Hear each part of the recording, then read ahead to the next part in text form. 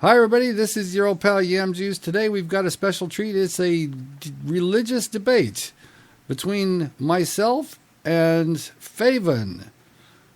Favyn, say hello to the people. How's it going, everybody? So we're going to have a serious debate here. It's ostensibly the topic is the world would be better off with or without religion. I will be arguing that the world would be better off without religion. And Favyn will be taking the side that the world is better off with religion. So, okay, so... Should I do the spiel I did last time? Okay, sure. We had a little technical problem. We had to sort of restart this.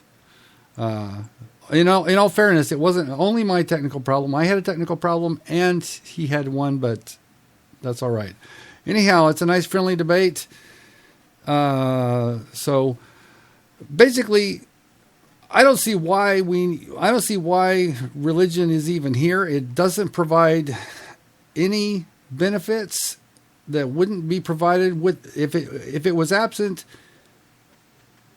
The world would not be any worse off. In fact, I would argue that the world would indeed be better off.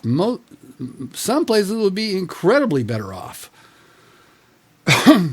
Like a great majority of the wars that are going on right now and throughout time and history have been as a result of religion. If you look at the Middle East, you got ISIS, Boko Haram, Al-Qaeda on the Arabian Peninsula.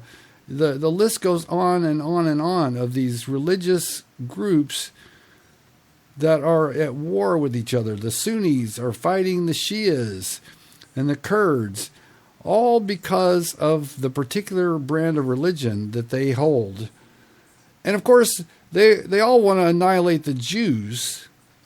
And because we support the Jews, they want to annihilate the Christians. And if you're a Christian and you live over there, well, you're pretty much fucked. Would you not agree that if you're a Christian living in ISIS-controlled territory, you'd be fucked? I would agree. I probably wouldn't want to go over there. If you went over there, you'd want to paint your face dark and grow a beard fast. I probably would just steer clear. So, kind of like what I said earlier, like, I don't know, like, I feel like what I said before was all that I needed to say about that, so now it feels weird repeating myself. But, all of these religions, again, especially, at least Christianity, which is the one I follow, I don't have a deep understanding of what Muslims believe. I don't even know what they're fighting about, and I've read some of the verses, and I'm not going to pretend like they're not violent. They absolutely are, but quite frankly, as the majority of Muslims do not practice in that way. I work with one. I go to lunch with him every day. He knows I'm a Christian. I know he's a Muslim. We don't have any problems. He doesn't believe in that sort of violence. And again, it comes down to an individual's morality. Well, not necessarily. The morality of the Quran and the associated hadiths dictates that, you go invade the infidels and kill the infidels. It's like, that's what it says in their text. Your friend is practicing a westernized, tamed version of Islam, much like we're practicing tamed versions of Christianity. Christianity in the past, we're talking about the Crusades and the Inquisition. We're talking about burning witches, all this kind of stuff. Christianity wasn't always so nicely behaved. It's only because we live in a Western democracy and time has advanced that Christianity isn't in the same position that Islam is now. Would you disagree? Well, first of all, I can't speak for Islam. I do not study it. I haven't read up on it. I've read the verses. They absolutely sound, especially when you read them just as is, they sound violent. They sound insidious, I would say, like laying in ambush, like they talk about lying in ambush and stuff. But I did do a little research on the people and the way the Muslims, like the ones that obviously aren't trying to kill people. The way they interpret that, they do have their own valid reasons for why they don't believe that is the way it is, and it's absolutely a violent verse regardless. Well, they're not following their text if they're like that. Then yeah, they believe it only applied to certain tribes. They believe that the word infidel is mistranslated. It means something else. Various reasons, but the bottom line is that what that says, it affects weak people, it affects evil people, and they use that, and they act upon it. But the fact of the matter is the good people, the people who have a basic morality, who believe that's absolutely wrong, they won't allow themselves to have that believe that, right? So it's not that the religion causes their morality to change. They have that morality in them already, and when they read that, they don't allow them. And to them, they're like, my God wouldn't allow that to happen. He wouldn't condone killing innocent people. That's not morality. That's education. Okay, I think the fact is that your coworker who's a Muslim, he's not living in a society that they only have one book. Right, but he did what? He wasn't born here. He lived over there. He lived over there. Yeah, he came. Okay. Well, what country is he from? He's from Lebanon. He's from Lebanon. Okay, not one of the worst. Not one of the worst, but they definitely have some problems. Mostly Muslim on Muslim, and he admits that he left because they were fighting, because there is a group of radical Muslims that they believe a certain way, and when they don't even like the other Muslims that believe differently. But that's a very small portion of a very large religion, and even that religion is small compared to the totality of religion, which is what we were talking about. To have one particular group of people that are violent, who are absolutely undescribably cruel, for them to represent religion as a whole, and for what religion represents to people like you, like me, or to like my coworker, to have religion represented by this violent group of people, I don't think is fair. Because to me, I don't think religion is a violent thing. I don't even think religion is something you should push on people. To me, religion is something you find within yourself. It's something that you believe. It's you, right? It's okay. Not well, do you believe that if you don't find salvation in Jesus, that you're condemned to hell? I believe that. Well, what I believe and what other people believe are completely different. I don't believe that anybody is condemned to hell, and I don't believe Christians have the right to condemn people to hell. The Bible says everybody falls short of the glory of God. So for me to say this person isn't going in or this person isn't, that's not my place. Well, the Bible clearly says what you have to do to avoid hell. You just have to accept Jesus and repent of your sins. It's like you can sin. Hitler, if he had on his deathbed said, "I'm so sorry, Jesus, I accept you as my Lord and Savior," Hitler would be in heaven right now, right? No, it's not. That whole 11th hour thing is not true. Christianity is not. How do you know that's not true? Well, if the Bible there's no Bible example for it. First of all, there's nothing that says, "Hey, you can live a horrible life, and then at the last second, get in." You know what I mean?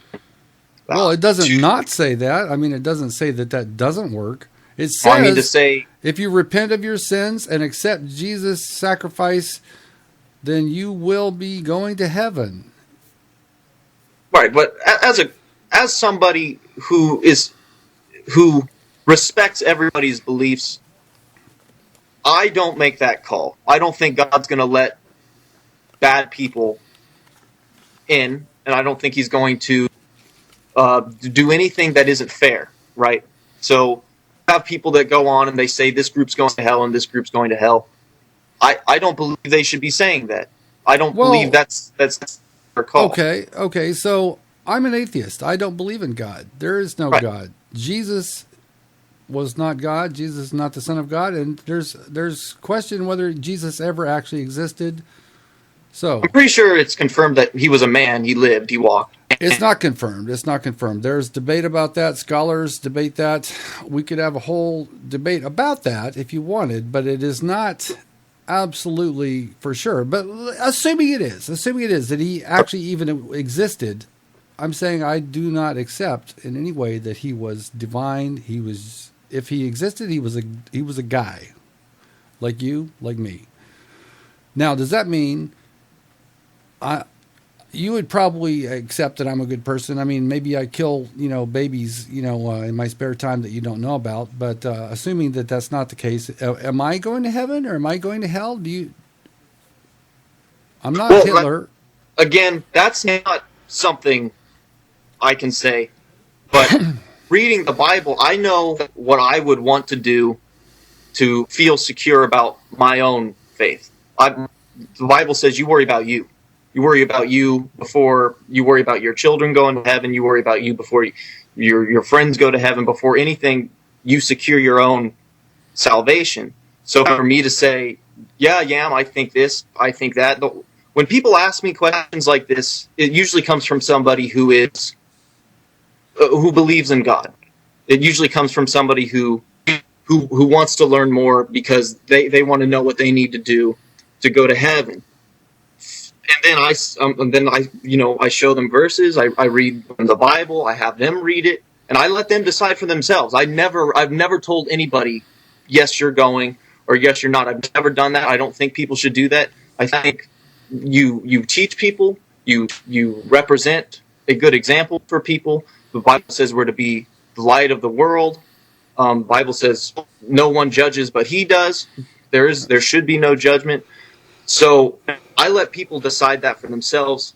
You, as an atheist, have decided for yourself that you're not going to hell because you don't believe in hell, and I respect it. Well, I don't think I'm going to hell because I don't believe that there is any such place. Absolutely. So for me to say...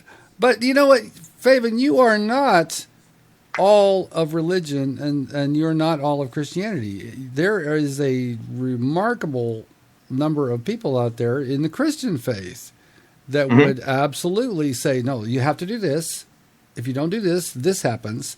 If you don't accept Jesus as your personal savior, then you're going to hell. You won't go to heaven. You go to hell. Hell is a place of torment and fire for eternity. You burn in a lake of fire for eternity. Okay, maybe you don't believe that, but a tremendous number of Christians do. Would you say that that's incorrect? I would say, no, it's not that I don't believe in hell, and it's not that I don't believe in heaven. What I believe is that as Christians, we're told not to lead people astray. I think telling someone they're going to hell completely eliminates any chance they have of ever leading that person down the right path, because we are taught to help people, right? We're taught to go out and teach the word to every creature, right? That's what the Bible says. But we're not taught to condemn people. We're not taught to tell them that they're going this way. All right, so that's you, and that's your interpretation. But would you disagree when I say that a tremendous number of Christians don't have that same view, and that they would be very quick to tell you exactly what's going to happen to you if you don't believe in Jesus died for your sins and all that?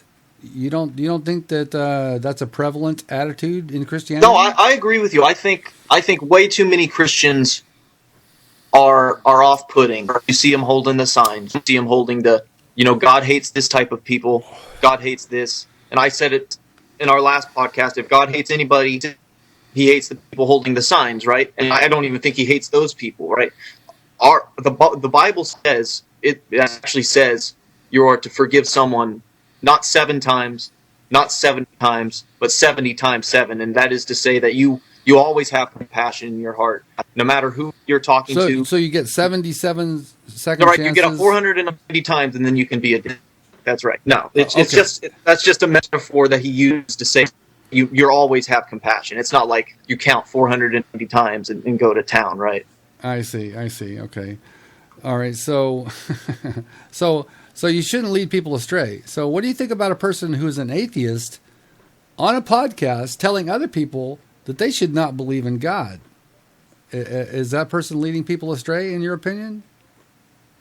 Well, yeah, I guess so. I wouldn't say that. Yay, that's good, but you are entitled to what you believe. There's a separation between law and religion, right? Religion and state are two separate things. Well, you have a freedom of speech. I have a freedom of speech and religion. You have a freedom not to believe in any religion at all. You have a freedom to say that religion is bad for the world, and you're entitled to that opinion. But you know, there's a lot of places that they're not entitled to that opinion. Okay, right. There's something called Sharia law. Sharia law. Aware of it. Okay, that is like the holy text and the book of law is one and the same. Right. Okay, so you don't have the. If I were to say, if I were a Muslim and I said, you know, Allah is not real, I would be put to death. Period. That's called apostasy, you know, or heresy. And there's no question you'd be put to death. But is that the Sharia law? Like I said, I don't know anything about Muslims or teachings. Do they have a Quran-defined scripture for law existing? Do they have what? Do they have something in the Quran that gives that Sharia law reason to exist? Or is it a man-made thing? Because if it's a man-made thing, then again, it's not the religion itself. It's the men. Because what we have today is we have weaponized faith. We have people will use anything that is within reach to control people. If it's not religion, it's money, it's something else, right? This Sharia law, ISIS, all of this it's a power thing. It's less about religion. Religion is the object they use to control people. Religion is playing on people's fears, this fear of what goes on beyond. That's men using religion as a weapon, right? It's using people's beliefs, then their most innermost, the most important thing in those people's lives, and it's using that to control them, right? And if it wasn't, and you see it all the time, you see it in cults, right? They use this religion. What is it, Jim Jones, right? Right. They'll use this fake religion for selfish reasons. Okay, so these are fake man-made religions, not These the are real ones like the kind that you believe in, right? No, that's not what I'm trying to say. I'm just saying that religions as a whole can't be defined by the bad ones, right? Religion as a whole can't be defined by. I don't know. Why can't they be defined by that? Well, I mean, if you want to just say that everything that can be manipulated and controlled is bad for the world, we'd have a huge laundry list of things, right? Do you ever drink alcohol? Actually, I gave up drinking in 2005. Gave up drinking in 2005. You think of all the people that drink alcohol. Maybe some people staring at the computer screens right now with a Bud Light in their hand, right? All of these things that are, you know, on the Super Bowl, it's all Budweiser, Bud Light, having a good time with your buddies, and everybody thinks, wow, that's so great. Alcohol kills 88,000 people a year. It is responsible. It is the number 3 most preventable cause of death. That's not just 88,000 people a year that die. It's 88,000 parents that lost their son or their child. And so alcohol has some bad sides. Yeah. Right. Smoking is not so good. 30% of all car accidents are alcohol related. That's a huge amount of people that die from something that most people would say is like the best thing in the world. But it has bad sides. It has people that use it in the wrong way, who abuse it. And saying that religion is all like ISIS is like, okay, not all. I understand what you're saying. There's 1.6 billion Muslims, and there's even more Christians than that. But, you know, Christians fall into a lot of different categories. You know, you've got... There's 17,000 denominations yet. Right. And, quite a few of them are quite at odds with one another. There's there's people that follow the Pope, and there's people that don't follow the Pope. There's the Eastern Orthodox. There's, the Pentecostalists who roll around on the floor and speak in tongues. Have you ever been to one of those churches? Nope. No? I don't Okay, believe in it. Neither have I, but it sounds like it would be quite entertaining. There's churches where people are whacking tambourines. Yeah, there's big super churches with flat screen TVs and football games on in the next room. There's all kinds. Right. But they have a lot of differences in doctrines as well. There's like some of them believe in predestinations, like certain people are going to heaven, certain people are not going to heaven. Have you heard of Calvinism? Yeah, and there's even some people that think there's different levels of heaven. There's if you're super great, you get into this top level, and if you're kind of all right, you get this middle level. It's kind of like Halo. Right. It goes all the way down. Are you Diamond or Onyx? Exactly. It's like I'm an Onyx level heaven member. Come at me. Yeah. Okay. And then you got quasi. Well, you got religions like the Mormons. Right. Do you consider Mormons to be Christians? I think they are a denomination of Christianity, and regardless of whether I believe what they believe, which I don't believe. I believe what I believe, and they believe what they believe. But just because there's differences, and just because they believe something different, doesn't mean that religion's bad or bad for the world. Just because no one believes in the same thing, because like I said before, religion is universally something you find within yourself, right? Not everybody needs to believe what I believe. People use religion as a sense of hope. They use religion to have hope here on earth. And whether or not we all go to this place in the sky when we die or not, I think is secondary to the hope that we gain from it here. Okay, so we've been talking about Muslims. Now, I'm going to go back into the topic of the world would be better off without religion. Okay, let's say the U.S. would be better off without religion. The U.S. would be better off without Christianity. All right, so there's been a push for forever to be teaching religion-based science in schools. Okay, so they want to stop teaching evolution, or at the very least, teach creationism next to evolution, and they call it creation science. They're denying evolution. It's like, do you think that's a good idea? Do I think it's a good idea to teach creationism in school? Yeah. Well, as a that in fact, church. Why would they teach it in school? well, because a lot of people who are Christians want creationism to be taught in schools. In fact, there's a lot of teachers who talk about evolution. They get in trouble with parents groups, and they end up getting fired for that kind of thing. Okay, Yeah. So religion wants to teach church in school. It's like they want to teach abstinence-only sex education. They don't want sex education where you learn about disease and you learn about contraception. They want to teach abstinence only. Do you think that's a good idea? No, because quite frankly, most people are not going to abstain. So to have that, it again comes down to Christians, a lot of them being a little naive, and to assume that everybody believes what they believe, and everybody believes to the degree that they believe. They still want to act like America is a Christian nation. It was founded as one. It no longer is. It's all encompassing. I'll take exception to that statement. I do not think the U.S. was founded as a Christian nation. We can talk about that another time. Founded under God. Okay. Well, we'll save that for a separate debate. Okay. But all right. So I'm saying that we'd be better off without religion. We wouldn't have to worry about trying to, not being able to teach the fact of evolution, not being able to have sex education in school.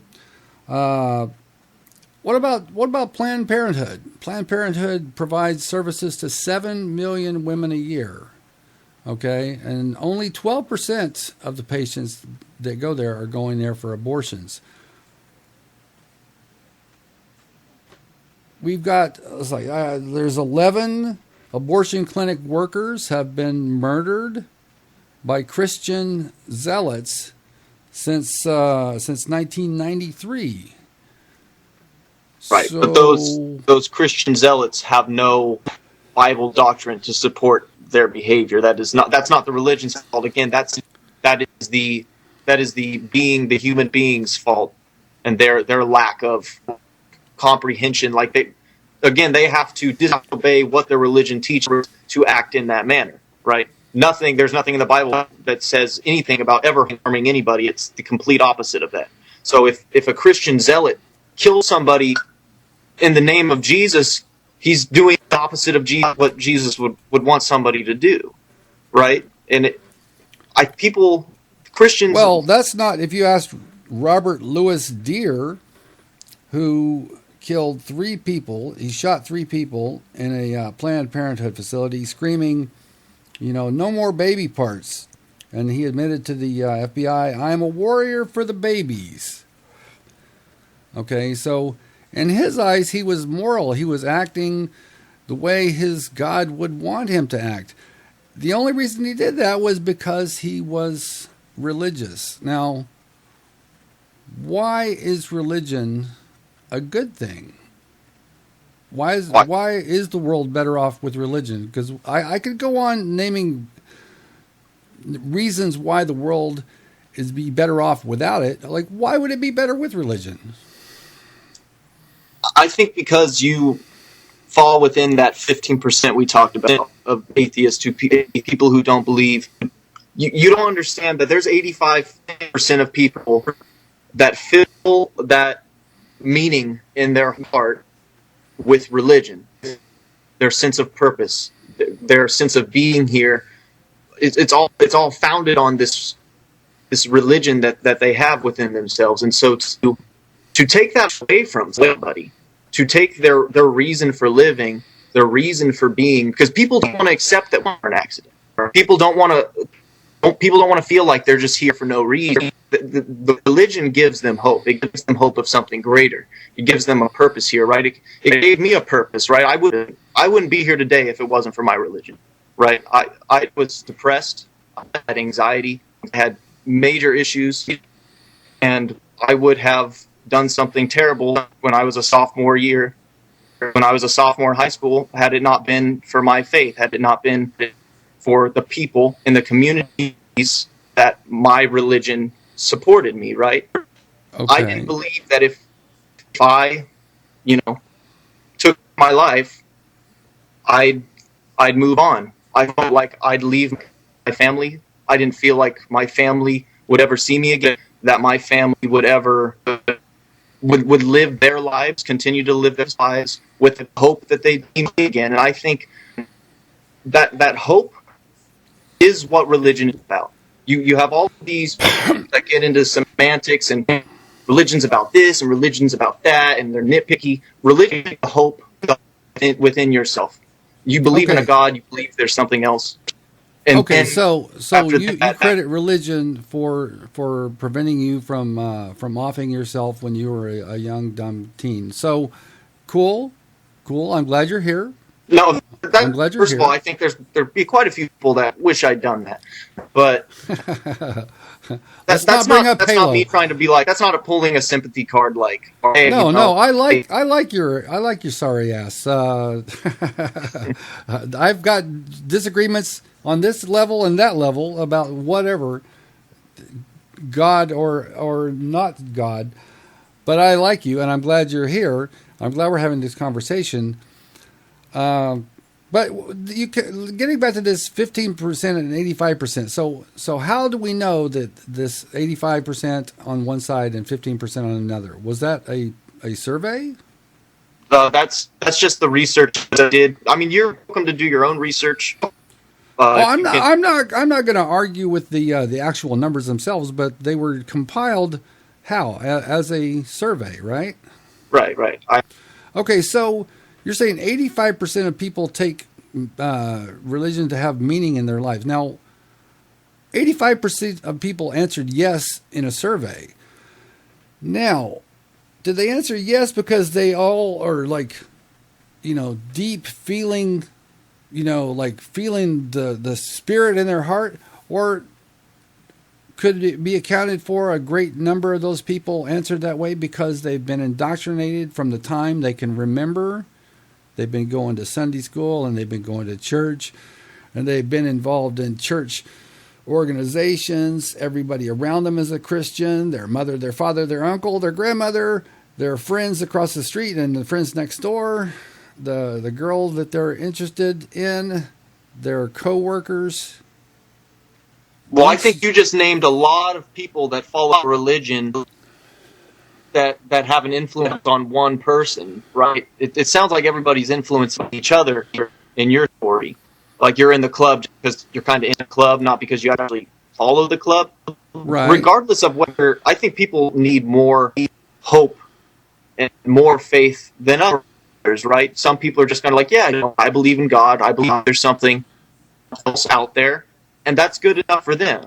Some people want to know more. They want to understand it at a deeper level, and they're more involved, right? People like people who go to church every Sunday. Some people go to church only on Easter, right? Are those people making the worse? The people who only go on Easter? Well, the people who only go on Easter, it seems to me, are not particularly thinking about it all the time. They're not particularly strong in their Christian beliefs.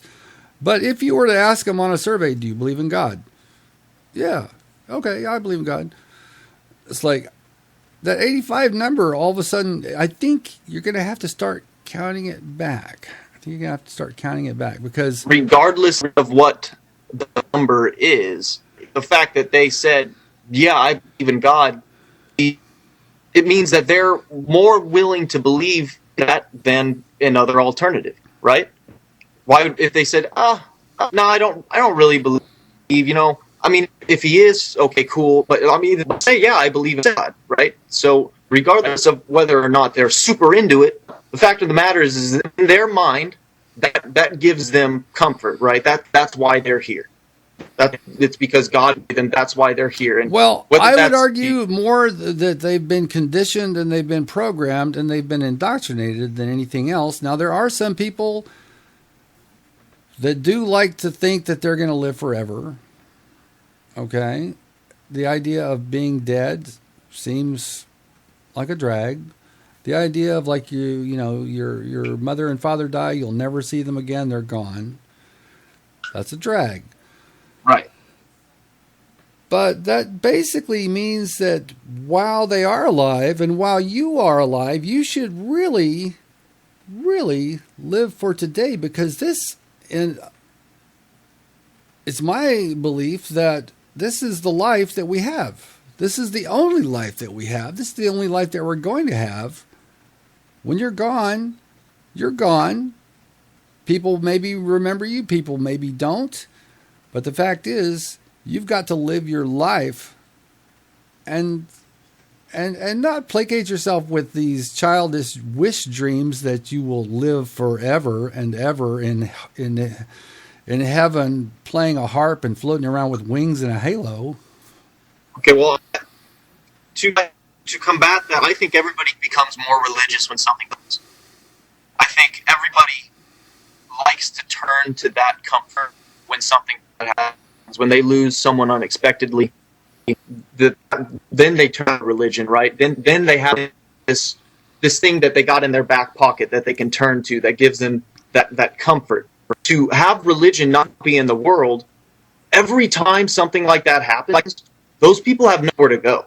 Those people have nowhere to turn to. They're completely doomed to that own moment of free, and that thought that the person that they love, the person that they've spent their life with, or wanted to spend their life with, gone forever, right? When my parents die, I don't have to act like that's it, right? They were here and now they're not here, and that's it. They're nothing now. They don't exist anymore, and I'll never see them again. they're gone. I don't have to do that, right? And it's going to hurt when they die, and I'm going to miss them. But I get to have that faith, right? I get to have that hope, and that's a powerful thing. And I think it's understated, right? When you Right. lose someone, won't it? Don't you think that's going to be painful? Well, sure it's painful. Sure it's painful. But the fact is, propping yourself up with fairy tales about invisible people that you can't hear and you can't touch, that are invisible men in the sky that are gonna come to your aid and you're gonna live forever. Like, that's wishful thinking. It'd be Right, great. but whether it's all real or not, whether you actually die and go to heaven and see him again, whether or not that's real, is secondary to the relief it gives you. It's secondary to the hope that you have while you're here on earth. Because say I live my entire life with the hope that I get to see my family, and I die and they're gone forever. Right. Right. Well, what have I lost? I didn't lose anything, right? I lived my entire life feeling better about something. That depends. It depends on what you had to do during your lifetime to maintain this this position in good standing with your particular religion. Now you've got a pretty nice casual religion that lets you live a pretty normal life, but a lot of people's religion intrudes on almost every aspect of their life. Their life is dictated by religion. Like, I'll get back to Muslims. Muslims have to pray 5 times a day. They have to wash their hands in a certain kind of way. They have to put a prayer mat facing a certain direction, and they have to get down on their knees and touch their head to the ground. And they have to recite prayers, and they have to do this 5 times every day. Then they have to go to the mosque. Christians have to go to church. They have to live their life in a certain way. It's like, I'm not going to have sex, until I'm married. And it's like, Mormons is like, I'm not going to have caffeine. You have to live your life in a certain way just to maintain your status as a member in good standing, so that you can have this comfort in this idea that you actually will never die. Well, you're kind of wobbly. I hope I don't lose you. Can you hear me okay? I can hear you okay. Okay, well, first of all, I go to church every Sunday. A non-denominational Christian is a fairly strict Christian religion. If you ever look into that, we are fairly strict, right? But that hasn't kept me from having a good life, right? It doesn't prohibit me from doing YouTube. It doesn't prohibit me from having a beautiful girlfriend that I intend to marry. It doesn't make my life any worse. If anything, it makes it better, right? I have a strict religion, but all those people there, they give up everything for me, right? Those people I go to church with all around the world, if something happened to my family, they take me in. It's a community. It's a group of people that love each other like their family. I wouldn't trade that group of people in for anything you could give me in the world. And to say that the world would be better without those kinds of communities, I can't believe that. Okay, so we don't know what kind of communities we would have if we didn't have religion. Let's say that religion had never started ever in the first place. Okay, are you saying that there wouldn't be community situations like in existence now? There would be. We don't know what they would look like because Christianity and religion has occupied that space. But that doesn't make it bad. That doesn't make it worse for the world, right? You're arguing that it's worse, but that doesn't make it worse. No, I'm not saying that your community is a bad thing and the world is worse for it. Obviously, the world is better for it. You're better for it, and the members of your community are better for it.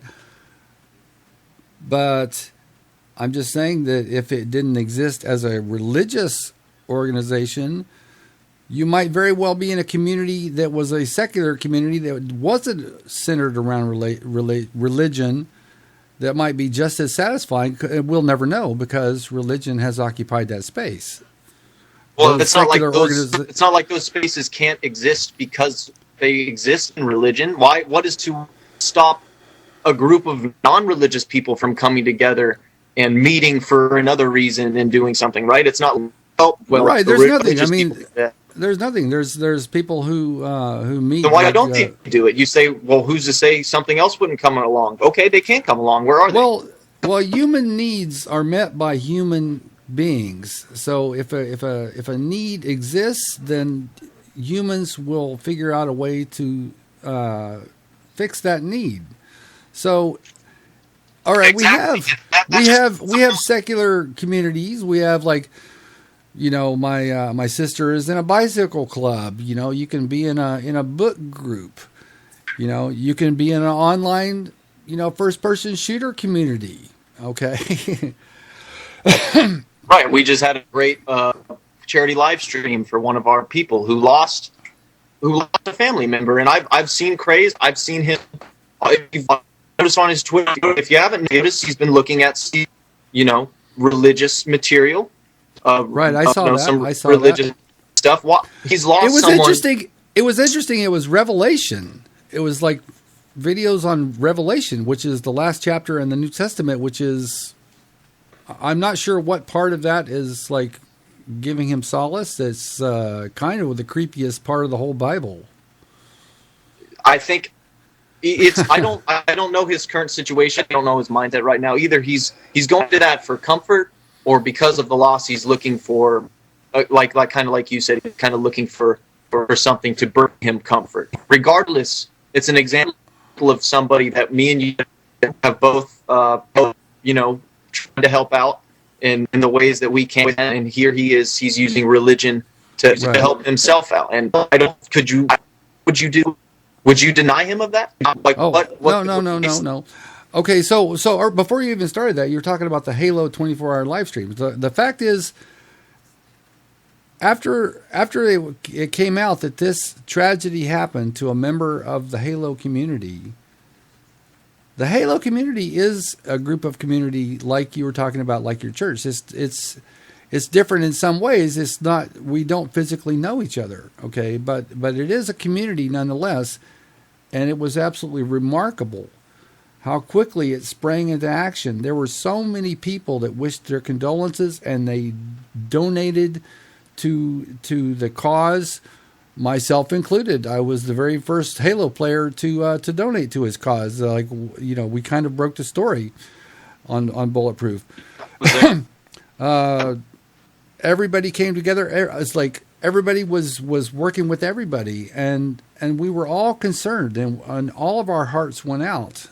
And I still, and Craze is a friend of mine,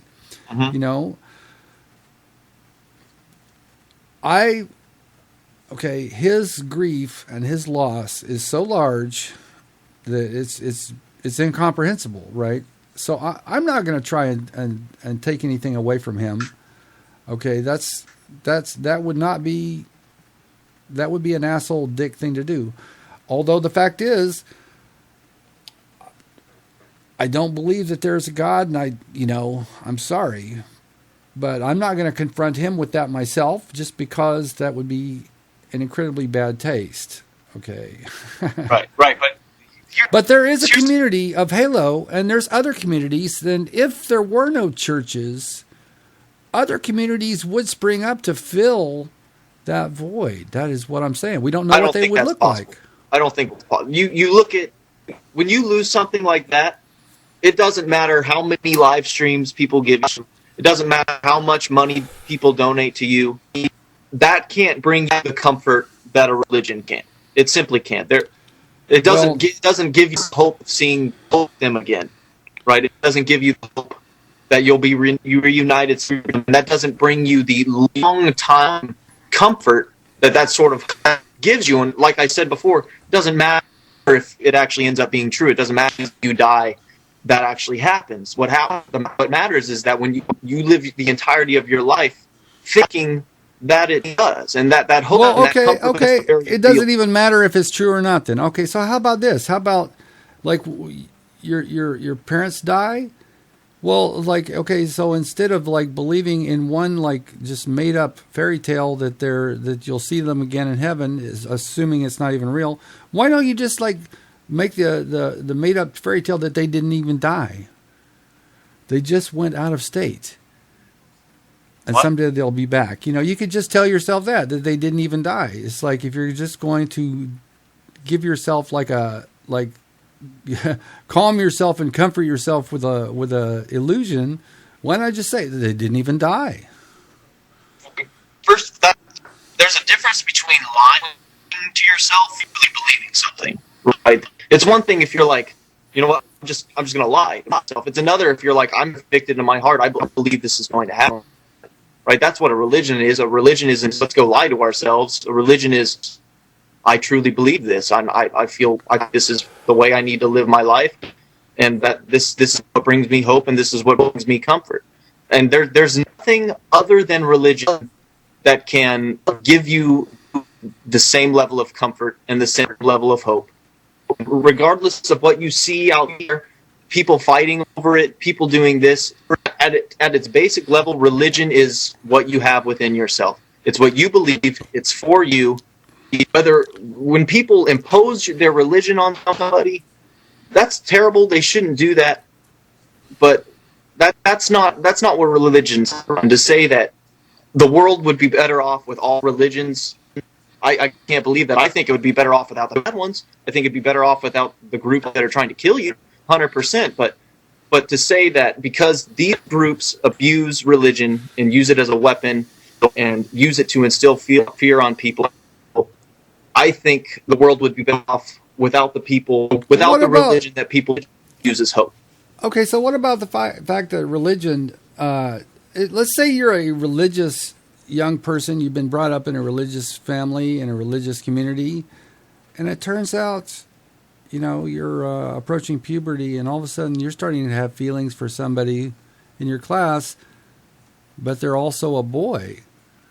Okay, so now your religion has taught you that you're a shameful, horrible person who's going to go to hell.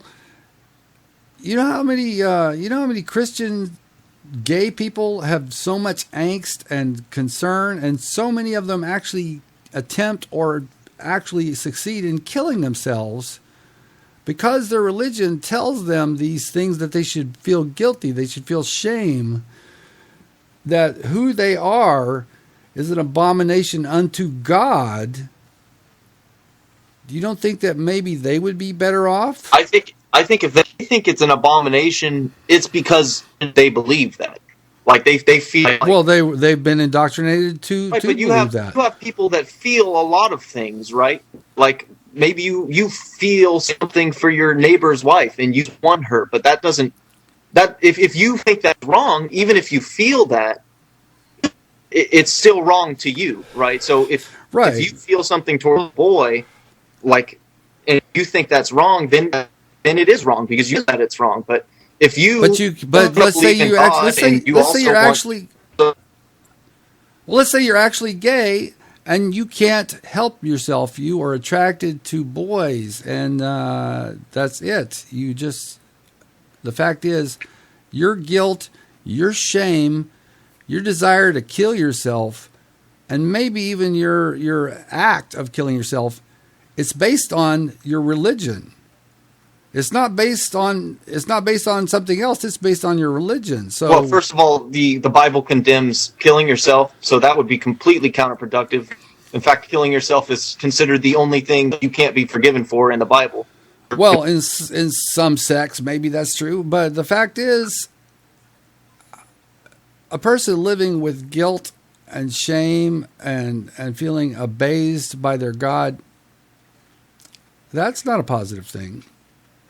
That's not a good thing. If they didn't have the religion, they could just live their lives, go out with their boyfriends, get gay married, which is legal in all 50 states now. Right, and if you, again, it's like people have to make those decisions, like they're lined up to themselves. If they're convicted in their heart that there is a God, and that's what they believe, that they believe that for a reason, right? And they believe if it because they have they were these other told feelings and those are stronger, then they'll go that way. Well, they believe it because they've been indoctrinated into it. Probably the religion got into them before, like, the awakening of their sexuality. Well, I mean, I feel like you say that as if it's fact, as if we know all of the factors that go into somebody Okay, killing. well, okay, so why I mean, do you it's easy believe? to say, oh, well, they did it because of their religion. Well, maybe they did it for plenty of other reasons. Maybe they did it because their parents weren't willing to help them, and that's the parents' fault. Or maybe they did it because nobody was there for them, or, you know, it's Well, more if the than religion just, didn't tell them that they were going to hell or that it's wrong, then they wouldn't have that kind of shame that you can never outlive. There's like Pray the Gay Away. There are these camps that people send their gay kids to, where they try to, like, you know, get rid of the gayness. And we know that again, is I bullshit. think that's total hogwash. I don't believe that's even possible. But that's just me. They exist. You're right. But gayness is a real thing. yeah, it's a real thing, and the gay camps, they're real too. And it's hard for me to imagine that. I don't like to Can you use this imagine example. can you because imagine the harm that does to a person? I don't like to use this as an example, because one is considered okay in society, and one is considered not okay in society. But the pedophile example, right? They have this thing in their mind that says they want this, and they think it's bad. They know it's bad, but they just they do it anyway because they can't help themselves. Right. And it's like, okay, but is that okay? Right? Is that okay for him to do that just because he can't help himself? And I'm not saying gay marriage is or isn't okay. Free country, live the way you want to.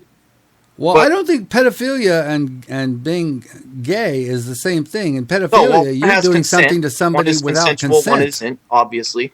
But Right. the principle remains the same, in that it's things that you feel that you can't help, and whether one is indefinitely wrong, and if you think the other is wrong, regardless of if you feel that way, I mean, God gives you the ability to control that. You know, I don't know how that works. So, I'm not gay. you can ungay yourself. You can No, will I just yourself think straight. I think there's things that you just have to deal with. I have to deal with my own things. I have to deal with horrible anxiety that, you know, it makes my life miserable. It made me want to end my life when I was younger. But I live with it every day. I wake up, and 10 minutes in, I feel it, and I fight it.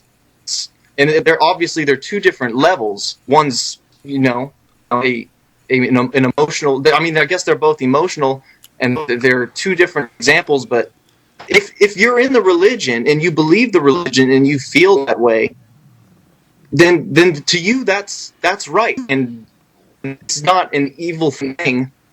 Well, the fact is, if you're in this religion that's- and you've been raised in this religion, and the fact is you find out that you're gay, you're being condemned as a horrible sinner based on who you are, not just like your desires to, like, fuck kids in the ass.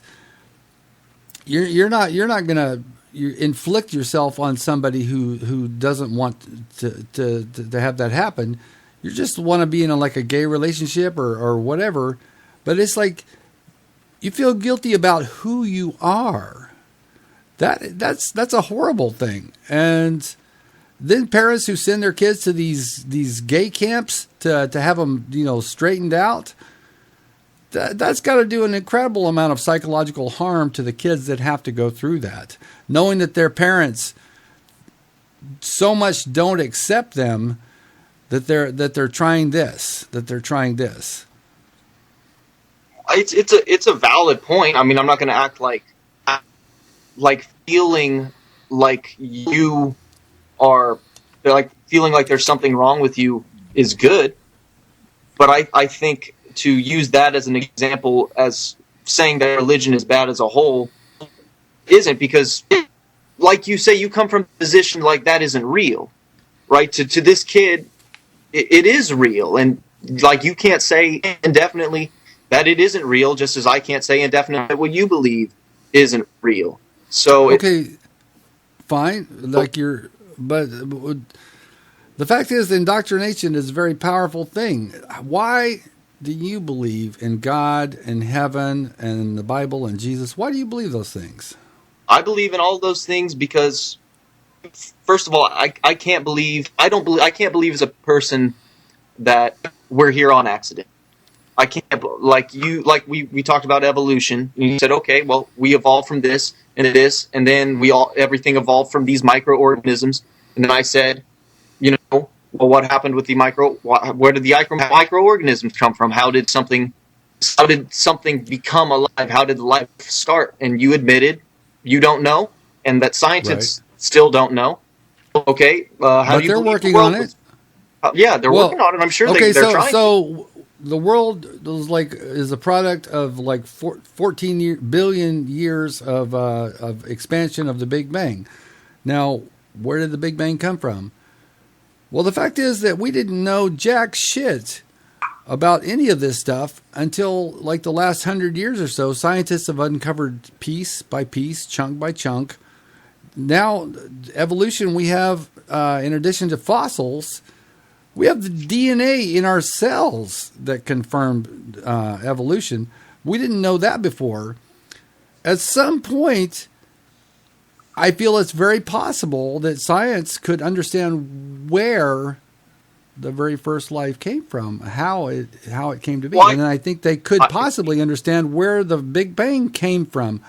I don't know, but to say anything we don't know is because God did it, because we don't know.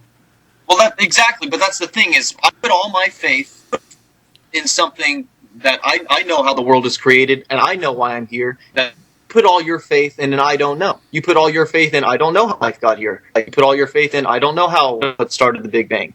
I don't know why an atom exploded and everything over time kind of happened, right? Scientists use time, right, as almost like a crutch in my eyes, right? And I'm not saying I don't believe in certain degrees of science, or that you can't, of course, but to say, oh, well, it's because over a trillion billion years, all of this happened. I can't disprove that, right? I can't sit and wait a trillion years to see if this animal evolves or that, or to see what happens, or I can't go back in time to see what was going on, right? So you're just willing to accept that God did it? No, but I'm not willing to accept that I don't know. I'm not willing to accept, well, I don't know how that happened. I'm not willing to accept, don't know how that happened either, right? And the way I see it, and here's an example I usually do. So I have my cell phone right here, and there's millions of wires and pieces to this cell phone. And there's, it turns on, tells the time, it's connected to no telling how many things in the world. All of the raw materials that go into making the glass and the frame and the case, all of that. Just imagine all of that broken down into its simplest form, and it's nothing. Break all of that down, and then I want you to throw it in a box, all of those raw materials, shake it up. Shake the box. Right, shake the box, and then pull it out, and then it's a cell phone, right? It works perfectly. I can call people with it. It tells the time. Right. That's like the tornado going through a junkyard and leaving a 747. Right. Example. And it's perfect, right? Right. But well, what's what more is that? likely? What's your point on that? What's your point? Exactly. What's more likely? Did somebody make this cell phone, or did it put itself together on accident? Well, I think it's pretty obvious that it was made, but right. And so you look at, just hold on. You look at yourself. You look at your human being. And you think of the complexity that goes into just your eyeball, all of the nerves that have to meet perfectly in the womb, how you can just kind of move yourself. If it's so perfect, how come I have to wear glasses? There's stuff happens, man. Sorry, you got dealt a bad hand. But you can move. Just the human body in general, the way we eat, the way we digest, the way our heart pumps, how everything's connected. Scientists still can't recreate it. They can't bring people back. No, but they can understand it. And every single aspect that you've mentioned has been explained in great detail evolution is the process by which these things happen. You can find out how eyes developed. You can find out how teeth developed.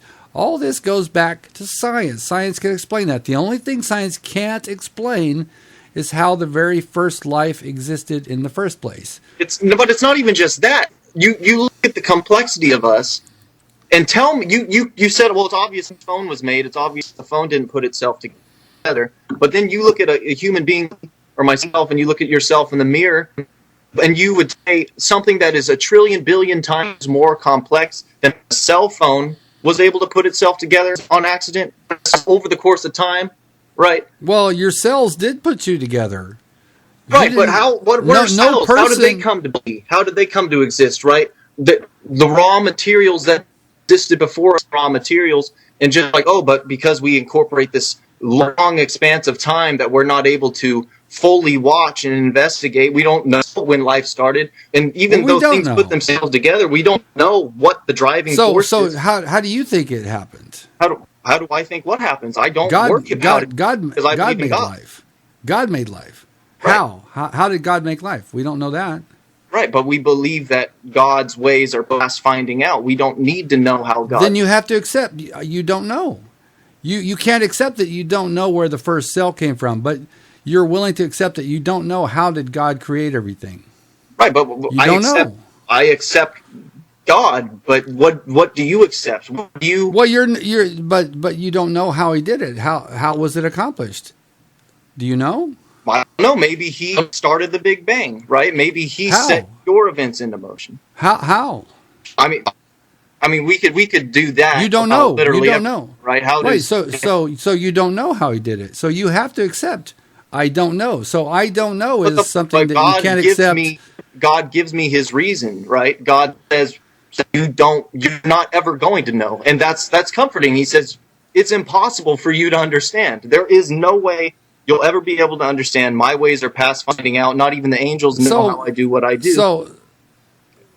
So he doesn't even tell the angels. It's closely guarded, top secret, trade secret. No, it's just like his ways are past. I have a problem with religion. Religion makes us willing to accept ignorance. It's like we don't need to know. We don't need to know. God did it, and that's all I need to know. Well, so far, your God. Even by your own standards, all you've had to acknowledge is that there is a God entity. How the hell do you know that it's the Christian God? I don't. How do you know it's not a team of people or a team of gods? How do you know that God is not a malevolent creature? I don't know if anything happens when I die for sure, but all I know is that I put my faith in something that comforts me in my life. Does putting your faith in I don't know how the world got started bring comfort to you? And when you close your eyes, are you going to feel confident that there's nothing afterward? Like, okay, well, I'm going into the abyss now, and when I die, whether or not I open my eyes and I'm in heaven or wherever, is secondary to the emotional impact it had on me while I was alive. In fact, the matter is, when I die and there's nothing, my life was what it was. And when you die, your life was what it was.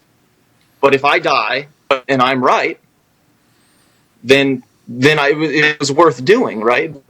If I die and I'm right, Pascal's wager.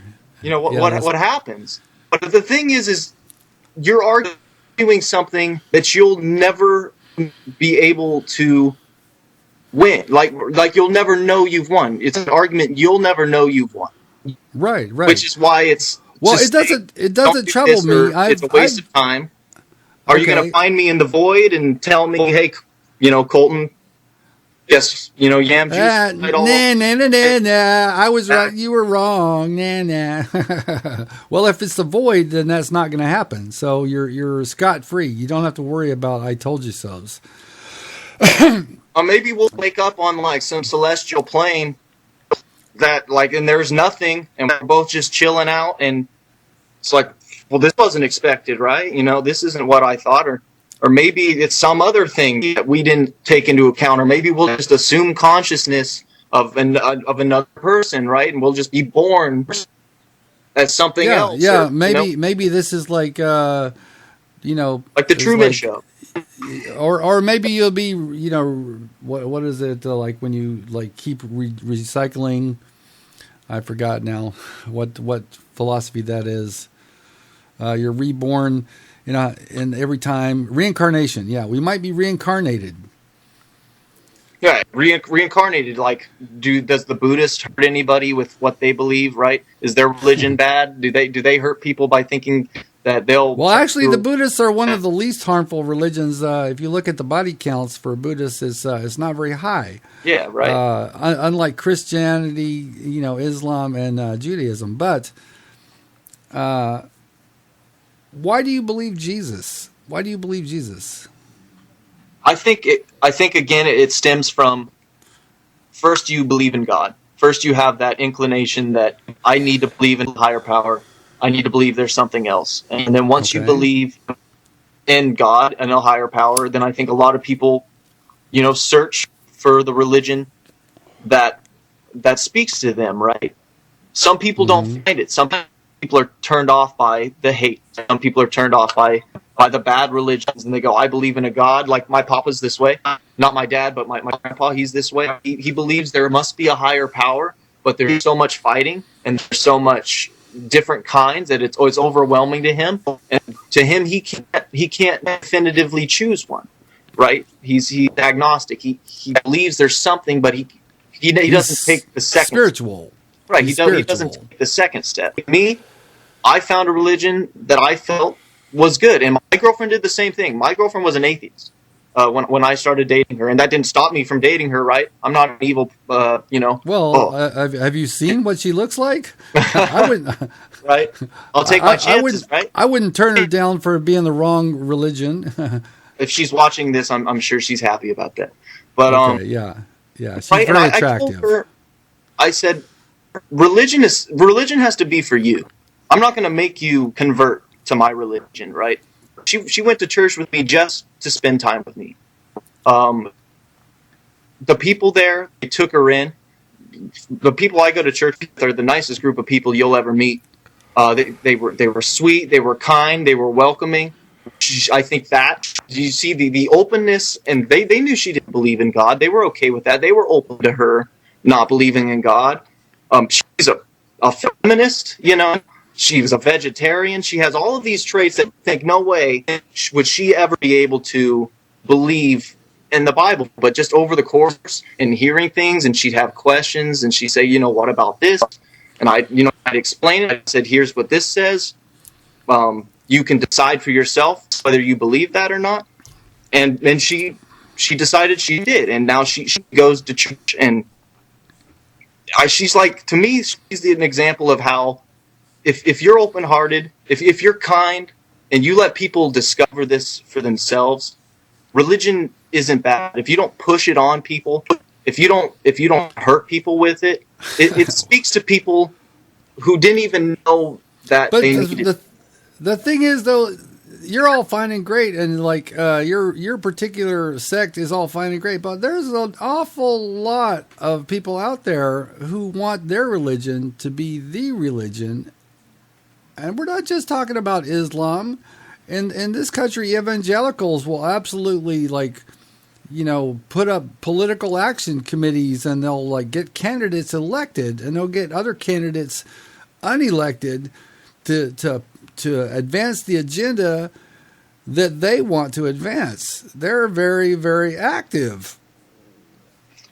What do you think about that? Again, it comes down to, should the problems of one religion disqualify the benefits and the lovingness and the legitimacy of other religions, right? If, you could argue that if 10% of religions in the world gave you the hope that I described, gave you the compassionate people in that community that I described, you could argue that if even 10% of religions in the world gave you that, and then the rest, the 90%, were pure evil, I think you could legitimize that that religion in itself isn't bad. It's just the people that are bad, right? Like I said before, alcohol isn't bad. You're not an evil person if you drink alcohol, but people can abuse alcohol and use it in ways that are hurtful to people, and it causes a lot of problems. And that's the point. Right. Not all. I No, understand. not at all. So, Not at all. But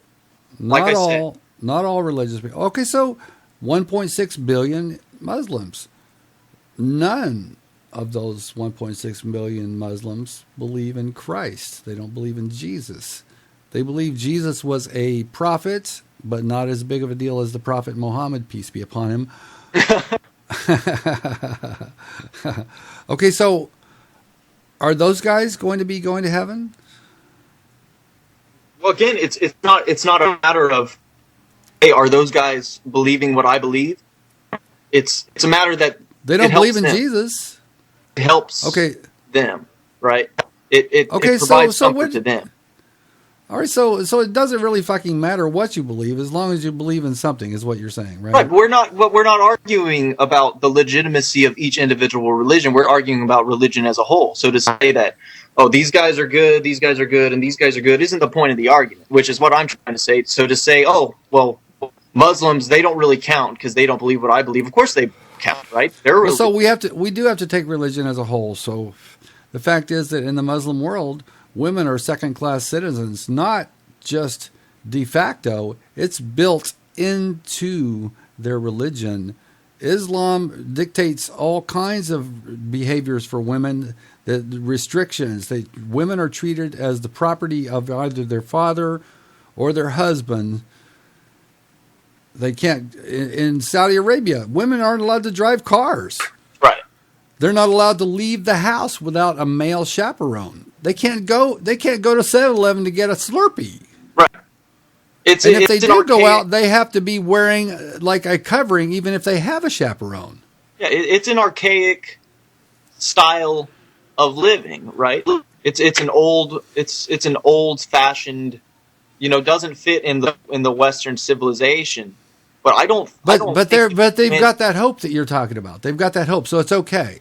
No, but again, it's like, okay, there's a religion. There's an example of a religion that I don't believe in that. I don't personally think that's okay, but I believe that it's okay for them to believe that it's okay. Right? I'm not ostracizing them for saying, oh, like do you believe that way? Well, how do your women feel about that? Do your women believe that? If your women believe that and they're, okay with it, that's your thing. I can't believe that. I would never believe in a religion that does that and that feels that way. But the fact that people do, that's people, right? Right. In most Muslim countries in Africa, they practice something called female genital mutilation. Yeah, Where I the don't really clitoris- talk about that. Yeah, Well, I'm actually pretty clitoris. sensitive about that stuff. Not gonna lie. There's a thing I can handle a lot of stuff, but Well, I've seen pictures of it on the internet, like taking place, and the religious person doing it is holding a razor blade on a little girl, and they're cutting off her clitoris.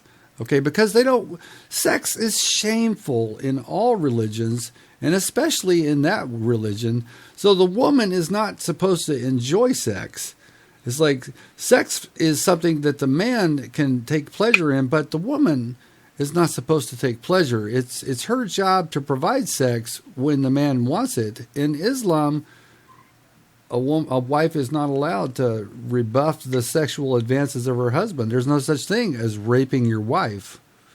right. Okay. But you just referenced some what is it? Some place in Africa, right? There's some certain No. This is almost all the Muslim countries in Africa. Boko Haram is like, if you've heard of that group, that's an African Islamic organization. Again. There's a lot of Islamic I think countries. I would say it's less about the religion. I don't see anything in the religion that says, hey, mutilate your women, right? It's these people over there. First of all, Africa's terrible. The things they do, right? They rape women and say, oh, it's to get spiritual energy in battle, right? No, what they want to do is they want to rape women, and then now they have this excuse, right? They give an excuse and they don't really have one, so they have to use some mystical. Well, their excuses are based in their text of their holy books. Okay, their holy books give them absolute justification. If you take the text as they're written, it's okay. It's okay. These are infidel women. They're what you can do with as you wish to what your right hand possesses. So they're they're fair game. They're fair game. Like, let's start the rape train. Right, but well, okay, that's. Can you honestly sit there and say that because someone has come up with a religion that has that happen, like that's not right. That's not okay. That's wrong, right? But to say I would say it's wrong. But to say that because that exists, these religions shouldn't exist either. Right, that's not fair, right? There's tons of things that can be abused. That's an. But you have to take religion as a whole. The proposition of this debate is religion. The world would be better off with or without. Okay, so the people who flew planes into the World Trade Center, they were true believers. They believed that they were going to be going to heaven because they were jihadists fighting right, they for thought Islam. Somebody told them they were going to go and they'd have 72 virgins, right? Some man told them that. You don't see. Well, it's you didn't not see just Osama a man. bin Laden leading the charge, right? He wasn't being an example to them, right? He was sitting back manipulating people, right? Then that's what he's using. It's a man using religion as a weapon, and that's what I've said before. And to say that because we would never see that. We would never see that in the Christian faith because, like, Catholic priests who serially molest boys for decades, and then they just get transferred to other churches, and everybody keeps it quiet. And this is widespread, and this is like nobody even knows how big this is. I think it's kind of coming out. That's only Islam that we have people using people for their own purposes. No, not at all. I think, like I've referenced Jim Jones, right? He used the Bible to have, young girls sleep with him, and he took men's wives, and he did all these things. And he used religion to manipulate people. And, whatever the problem is with the Catholic Church, the percentage of Catholic priests that partake in such activities, I have no idea. I'm not familiar with the numbers. I know it happens. I've heard about it plenty of times. But that's not condoned in the Bible. That's not a part of the Bible. That's not a part of the religion. That's the man. No, it's not part of the religion, but that's the man acting religion. On just because the man practices a specific religion, that doesn't have anything to do with the religion itself. Well, right? priests wouldn't be like raping. If I get mad at somebody while I'm playing Halo, and I'm like, I'm going to hunt you down and kill you, I didn't kill that person because of Halo. I killed that person because I'm a horrible person. Right. But if there were no Catholicism, there would be no Catholic priests, and there would be no raped children by Catholic priests. Okay, so here's another example. Well, that's association, though, right? If there was no Halo, I wouldn't have ever found that person, and I wouldn't have been able to kill him. Right? So it doesn't work. Well, okay, that I don't think Halo murders are a real problem that we have to deal with in the actual world, but priests raping children actually is a problem that happens in the world. Okay, so here's an example. The LDS, okay, the Latter-day Saints, the Mormons. Latter-day Saints, okay. Okay, it's a sect of Christianity, I've talked right? to a few of them. They're actually fairly nice when talking to you, but they believe some weird stuff. Okay, well, I mean, it doesn't seem to me. It doesn't really seem substantially weirder than the stuff that Christian, mainstream people believe. All right, here's somebody who's now serving a life term in prison plus 20 years. His name is Warren Jeffs, and he ran a compound of the FLDS, Fundamentalist Latter-day Saints. Okay, here he is with his bride. Here's his wife. Okay, so is it another example of a cult? Well, in his That's what religion, it kind of seems like. In his religion, it's okay to marry young girls. It doesn't seem to be a problem. I could have shown you a picture of him giving her a big fat, French kiss, But anyway, this is a good picture because it shows this is a little girl. Do you think it's a good idea for little girls to be marrying 40-something-year-old men? Absolutely not. Of course not. Well, only the religion makes that okay. Ordinarily, our sense of morality would say no, but if it's okay by the religion... But that's not a sense of morality. That is, again, using religion as an excuse, not the reason, right? But you have to take everything as a whole. So is the world better off with religion, or is the world better off without it? And so that little girl, it's okay. It's okay. She's getting fucked, at the age of 9 by a 40-year-old man. But that's okay. She's got the hope that you were talking about. She's got that that hope for the afterlife. Again, it's not the religion though. The religion, the excuse. He just made something up. There is no. If people didn't have religion, they'd be evil. They'd use something else. They just use the easiest thing that they have at their disposal to manipulate people. He doesn't believe what he actually is saying. He doesn't actually believe. Well, we don't know that. We don't 100% okay, know. so if you look at the Mormon text, okay, their prophet Joseph Smith, he was a polygamist. He had 40 wives or something like that. I'm not an expert, but in the days when Mormonism was created, a very short time ago, they were taking very, very young wives and multiple ones, and it was okay by their religion. And that religion is one of the fastest growing Christian denominations. One of the fastest growing religions in the U.S. is Mormonism. Now, I'm not going to say all Mormons are into polygamy and child marriage.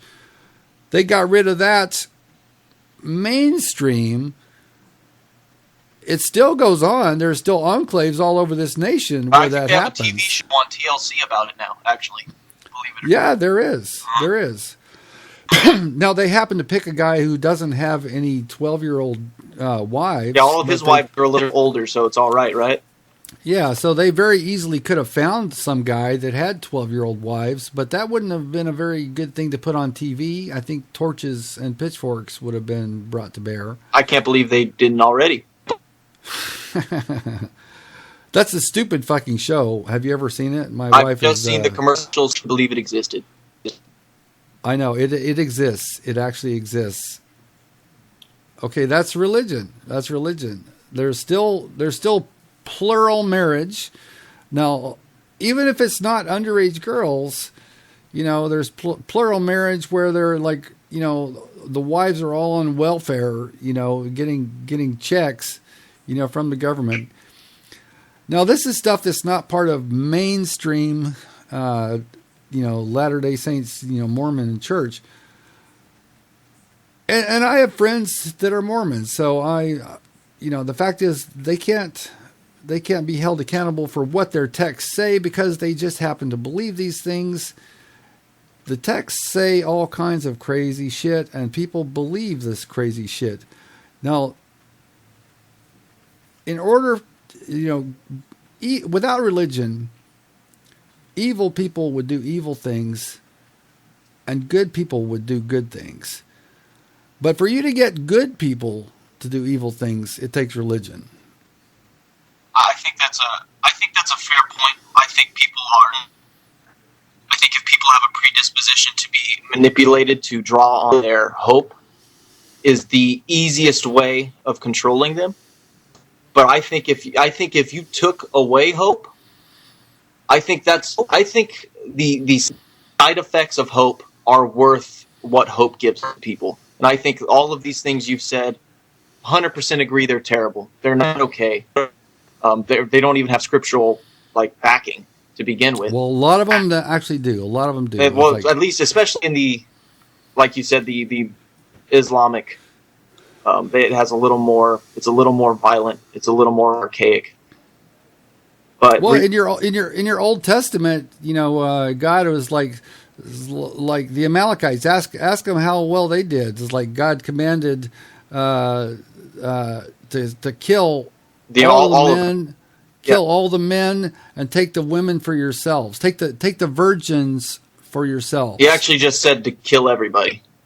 Oh, okay. So I'm thinking of a different group. The Amalekites, yeah, everybody, including the animals.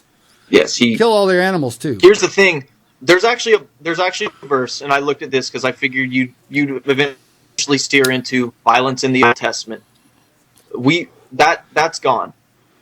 All of that's gone. The Ten Commandments were nailed to the cross when Jesus died. He said it's finished. Jesus also said, not one jot or tittle of the law shall be changed. Until it's finished.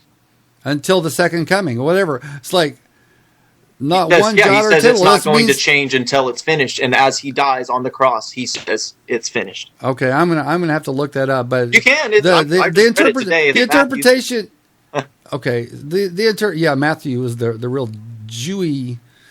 Matthew was written to try and promote Christianity for Jews. I mean, you don't have to interpret him saying it's finished. It says it in multiple areas of the Bible.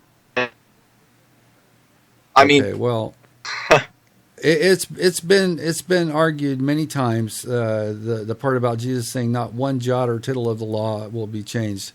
It's like they're asking, do they still need to be circumcised? Well, hell yeah. If you're a Christian, you got to be circumcised. If you're a Christian, you can't eat shellfish.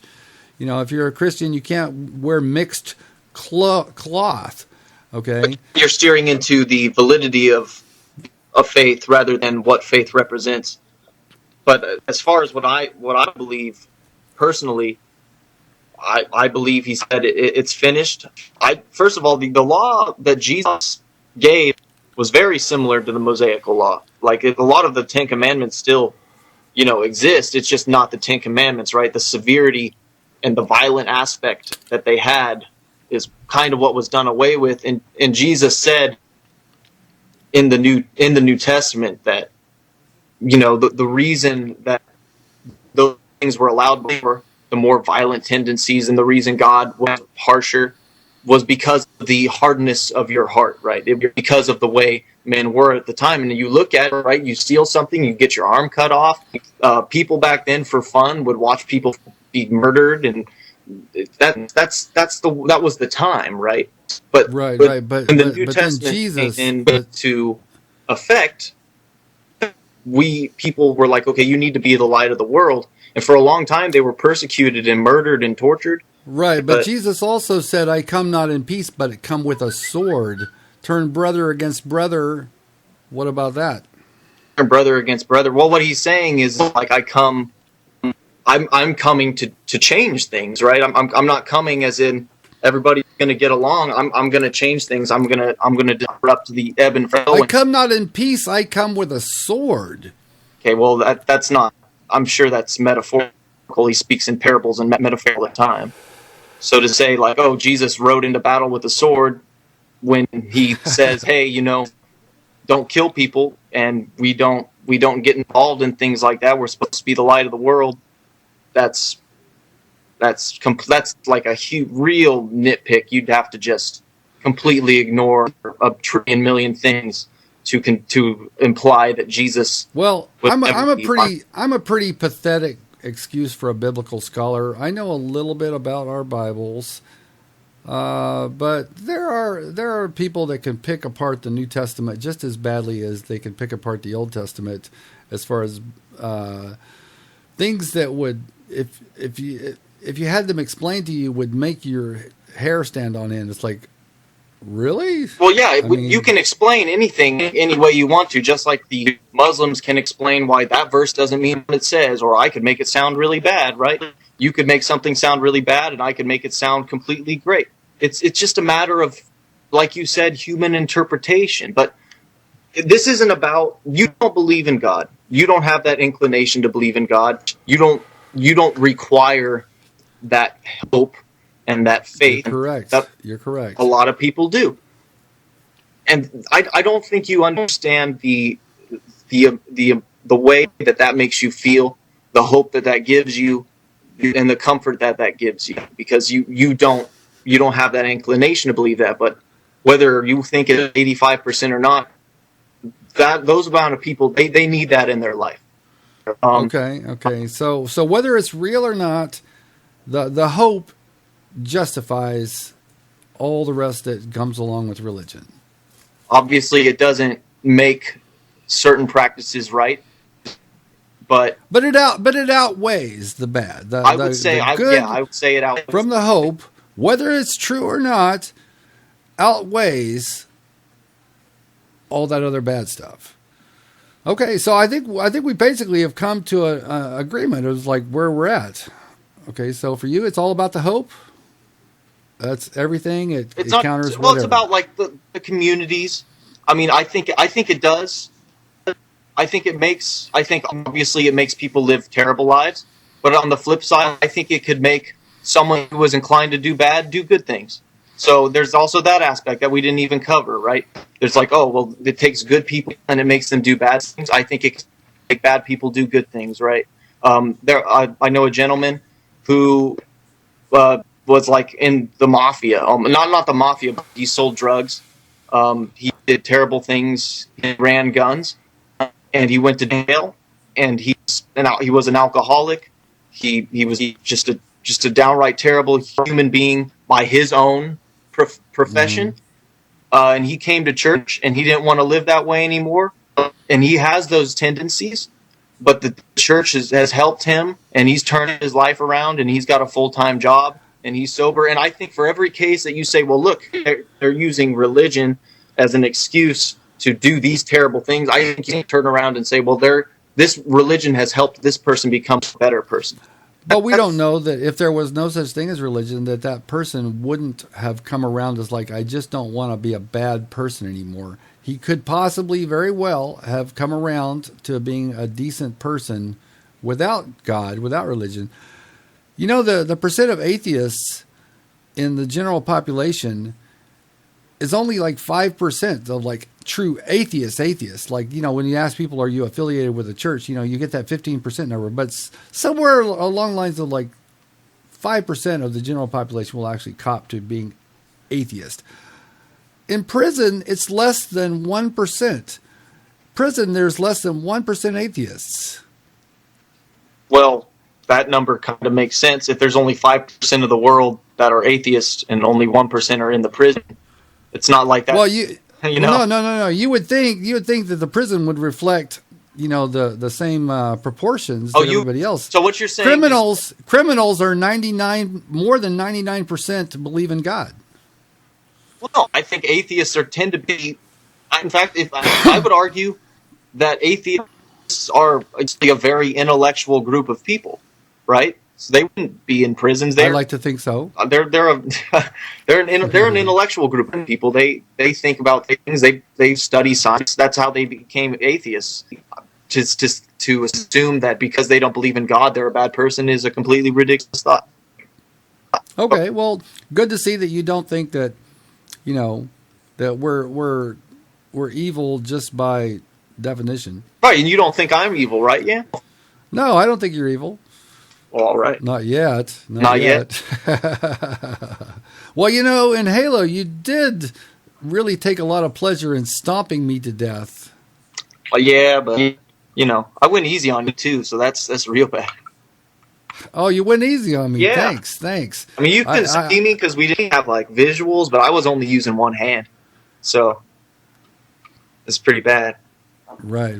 What does your God say about lying out your ass? Says that's wrong. Okay. So, do you think that maybe we've wrapped up this debate sufficiently, or do you have some more that you want to add?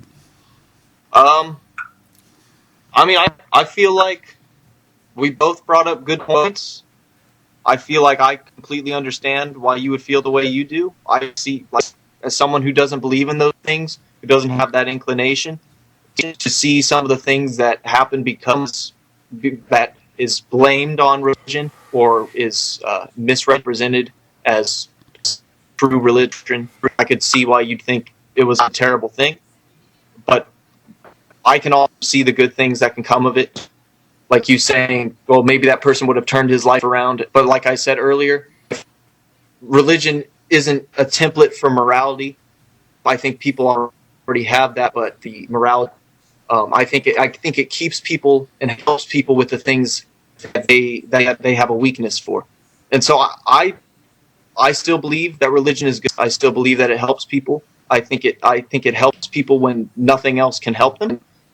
But I also, concede to some degree that it can absolutely be something that is used and used for wrong. Okay. Well, I'm of the opinion that every good that you can name that comes from religion, you can get that from someone who's not religious. The hope that you talk about, I think you could replace that hope with an acceptance of life, the human condition, and it just makes the life that we do have more precious to understand that this is all that we've got. And it's like if you experience tragedy, feel alive, feel human. You're alive feeling this loss. The fact is that you will get over it. If you don't have God, you will still get over it. So that's pretty much all I've got. Well, from someone who has to feel that way and who can feel that way, I accept that. I'm happy that you don't need religion to remain peaceful and to remain hopeful and still to not need that as a way of coping.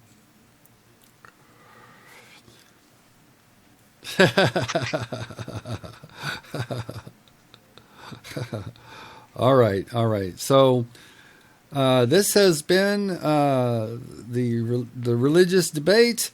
This is going to come out on Friday. All of you people out there, we encourage you to put comments in the comment section. Like, how do you feel? How do you feel? How, like the cases that were presented tonight? How do you feel about them? Do you feel like anybody took any cheap shots? Do you feel like anybody missed any opportunities to add something to the case? Either way, put it all in the comments. I want to see this comment section filled. And I tried very, very hard not to offend anybody. I was just like, really, just bobbing and weaving, trying to be as no matter what you believe. I hope I didn't say anything that. Well, I hope I didn't offend anybody. I'm sure just being an atheist offends a lot of people. But I don't want to offend people. It's like just the fact that I don't believe in God or your God. Don't feel bad. There's lots of other people who don't believe in your God too. It's not just you, right? Right. So be sure to put a like on the video if you liked it. Put a dislike on the video if you disliked it. I guess a like would indicate that you support yamjuice. No. It just means I enjoyed the discussion. I know. I was trying to be cheap. I knew you were gonna call me out on that. Right, just like 30 likes. They didn't even listen to that particular part of the video. Just like, well, looks like I won. I don't think it's about winning. Hopefully, this conversation is more about there are religious people that are open-minded, that accept other people's beliefs, and that hopefully, maybe if you're religious. Maybe it inspires you to be a little kinder, to examine what religion is really about, and that it's not really, enforcing people. It's something that I feel like you find within yourself, and that's what I define religion as. Well, if you've had your imagination tickled by this discussion, and it maybe makes you sort of question some of the beliefs that you have, and you feel like, you know what? Maybe it is bullshit. More power to you. Bullshit in what degree? The whole thing about God and Jesus and Allah or Yahweh, whatever you want to call it.